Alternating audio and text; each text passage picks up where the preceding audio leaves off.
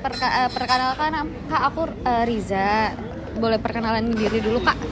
Ya, halo, selamat siang Riza. Aku Ruth, Relationship Manager dari DBS Indonesia, Oh, di cabang mana Kak? cabang Pondok Indah. Oh gitu, oke. Aku langsung lanjut ke pertanyaan aja ya Kak ya. Pertanyaan pertama, bagaimana sih DBS itu menggunakan iklan untuk mempromosikan layanan kepada nasabah prioritasnya? Biasanya sih kita penawarannya melalui email ya untuk iklan. Ada juga melalui videotron. Yang paling sering melalui media sosial, dan kita juga mengajak beberapa kerjasama dengan influencer dan juga artis. Oh gitu, lumayan banyak juga ya Kak ya. Dari pesan-pesan yang disampaikan sama iklan tersebut itu Kak, apa sih yang sebenarnya iklan tersebut mau sampaikan ke audiens gitu? Sebenarnya sih intinya supaya nasabah atau audiens tuh lebih memahami tentang fitur-fitur yang tersedia dari Digibank, dan melalui produk tersebut DBS juga mau berkomitmen untuk membantu nasabah dalam meningkatkan kesejahteraan dan literasi keuangannya. Oh gitu.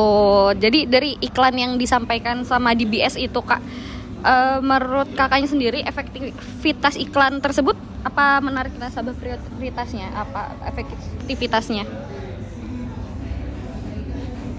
Ya, menurut aku sih cukup efektif ya, karena dengan adanya iklan tersebut nasabah lebih tertarik untuk mengetahui lebih lanjut mengenai apa sih produk dari promosi yang disampaikan iklan tersebut, dengan menanyakan langsung kepada RM melalui visit branch, atau kadang-kadang mereka suka lebih aktif nanya via call juga sih, via telepon. Oh gitu Kak.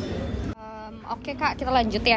Kalau DBS sendiri kan banyak menggunakan media sendiri untuk berhubungan dengan nasabah prioritasnya nih Kak. Kalau menurut Kakak, bagaimana sih si DBS sendiri itu berinteraksi dengan media untuk membangun citra positifnya di kalangan nasabah prioritas itu sendiri? Biasanya kita akan ada kayak kerjasama. Kita biasanya kerjasamanya dengan brand ambassador ya. Jadi kita biasanya tuh juga suka ngadain event-event juga nih Riza. Eventnya itu mencakup apa aja, bisa event travel, bisa juga event community next gen. Terus kita juga biasanya update juga melalui sosial media kita, sama kita mengadakan beberapa campaign sih. Oh gitu, agak banyak juga ini Pak, ini Kak ya.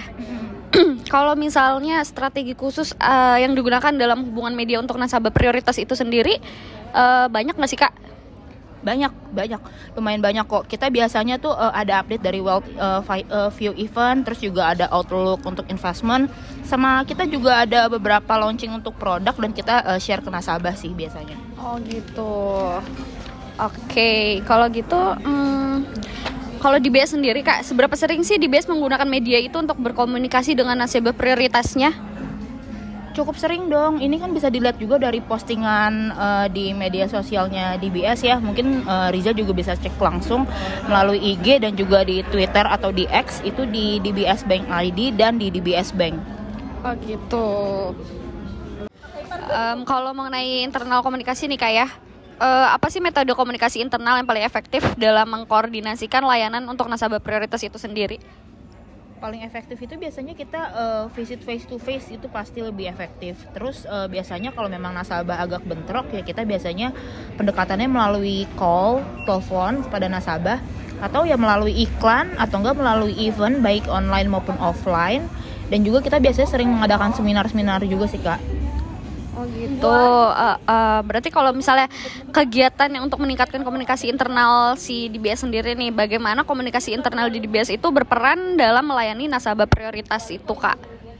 Biasanya kita dengan mengadakan evaluasi rutin internal sih, baik per tiap bulan ataupun per kuartal ataupun per 6 bulanan. Gitu.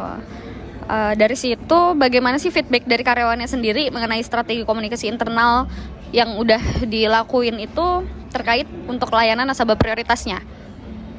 Dari strategi yang udah kita implementasikan kepada nasabah dari internal sendiri, kita tuh biasanya ada kayak project kuesioner gitu loh, jadi dikirimkan kepada nasabah melalui email, atau enggak biasanya melalui random call untuk menanyakan kepada nasabah ini feedbacknya seperti apa sih terhadap layanan DBS yang udah diberikan gitu. Gitu. Jadi sekarang aku mau tanya sih Kak tentang government relation nih, hubungan dengan pemerintah sama DBS sendiri.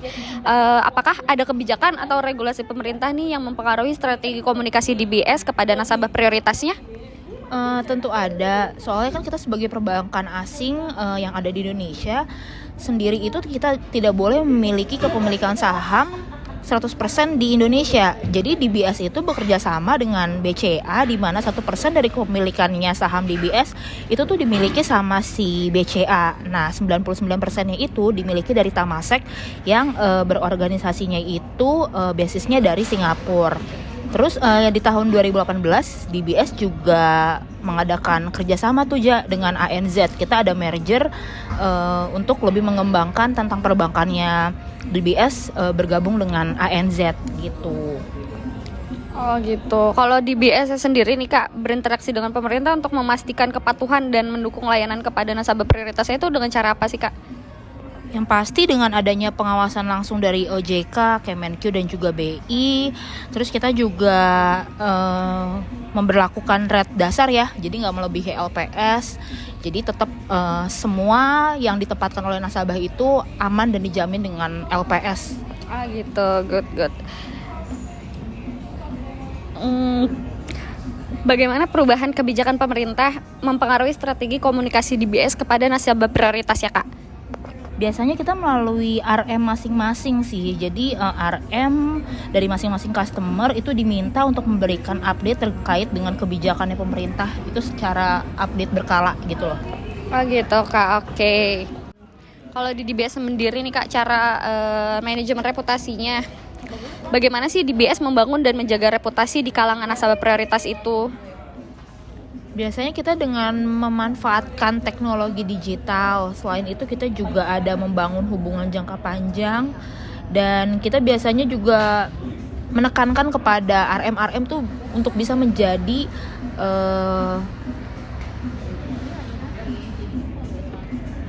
menjadi RM yang dapat diandalkan. Jadi kalau misalnya nasabah membutuhkan informasi apapun terkait perbankan, itu dengan RM-nya sendiri ya, RM masing-masing itu dapat memberikan pelayanan yang terbaik kepada nasabahnya gitu. Terus kita juga ada kayak corporate social responsibility atau CSR. Ada juga kita biasanya melalui PR ya, public relation-nya DBS, kita biasanya mengelola kekhawatirannya investor terhadap apa yang terjadi di isu-isu yang terjadi di permukaan gitu sih. Oke. Kalau seberapa penting sih Kak manajemen reputasi dalam strategi komunikasi DBS sendiri itu kepada nasabah prioritasnya? Ya sangat penting lah, karena kan sebuah corporate yang bergerak apalagi di bidang perbankan itu kan harus mengutamakan strategi komunikasi yang baik ya, agar bisa tetap menjaga nama baik dan menjaga kepercayaan nasabah terhadap bank itu sendiri, khususnya kepada bank DBS. Oh gitu, oke. Kalau misalnya apa sih Kak langkah-langkah yang diambil sendiri nih untuk menangani respon negatif dari nasabah prioritas itu? Biasanya kita ada pelayanan dari layanan customer care itu di 24/7 ya. Jadi tiap hari itu sangat aktif, bisa melayani setiap keluhan dari nasabah. Terus kita juga biasanya melakukan perbaikan layanan dan juga sistem, dan juga mengadakan seminar dan program handling objection itu untuk khusus karyawan. Oh gitu, oke Kak.